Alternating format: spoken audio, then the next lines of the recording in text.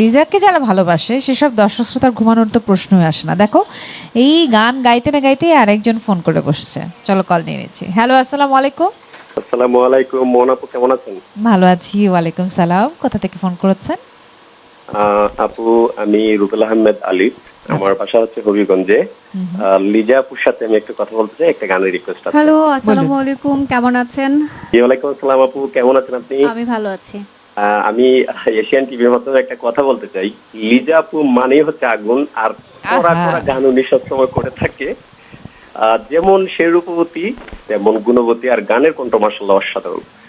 লিজা আপুর কাছে আজকে জি। হবিগঞ্জ জেলাবাসীর পক্ষ থেকে একটা রিকোয়েস্ট থাকবে আপু। জি।